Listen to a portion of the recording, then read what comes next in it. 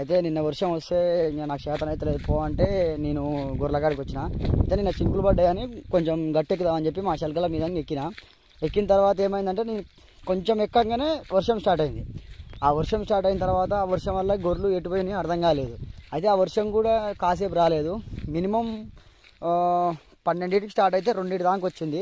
అంటే 2 గంటలు బాగా కొట్టిన తర్వాత నేను ఇంకా గెలిచిన తర్వాత గొర్రెలను చూసుకుంటే సగం అవపడుతున్నాయి, సగం అవపడతలేవు. ఇంకా ఏం చేయాలో అర్థమవుతలేదు. టైం చూస్తే 2 అయింది. ఆ టయానికి మా తమ్మునికి ఫోన్ చేసిన, గొర్రెలు అవపడుతున్నాయిరా, కొన్ని అవపడతలేవు అంటే. అయితే నిన్న నైట్ దగ్గర 7 దాకా దేలాన్యం. మిగతా గొర్రెలు మా అమ్మ కొట్టుకొని పోయింది.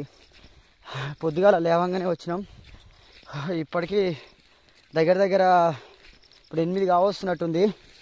పొద్దుగాల 6కి వచ్చినాం. 2 గంటలు దేలాన్యం, అయినా ఇంకా దొరకలేదు. చూడాలి. ఈ కింది పక్క నిన్న ఇటు సైడ్ ఈ కింది పక్క కొంచెం నిన్న శబ్దం వినపడ్డది. అయితే ఈ కిందికే పోతున్నా నేను. కింద ఇటు సైడు గురప్తండ అని కేతపల్లి అని ఉంటాయి.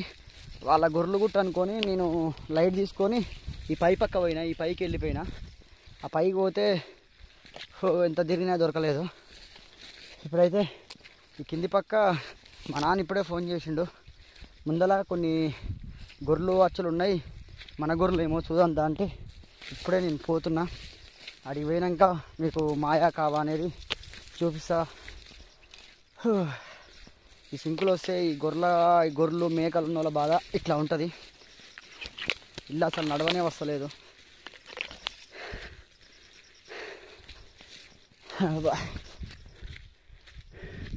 ఈయనకే ఉన్నాయి నిన్న.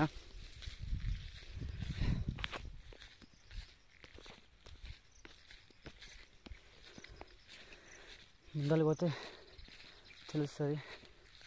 విధంగా అయితే విధంగా కొంచెం దిగుదాం. నిన్న ఈయనకే అరిచినాయి. నేను మాయ కావేలేమో అనుకున్నా.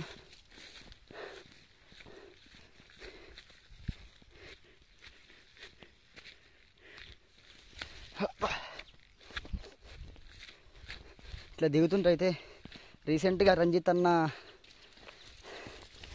అన్న వ్లాగ్సే గుర్తుకొస్తున్నాయి.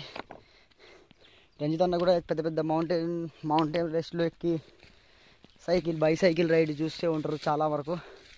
నాకు ఇప్పుడు అదే గుర్తుకొస్తుంది. కాకపోతే నేను నడుచుకుంటా, అన్ననేమో సైకిల్ మీద.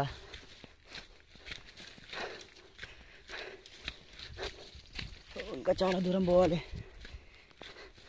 ఒకవేళ అవి అవపడ్డాక మీకైతే నేను చూపిస్తా.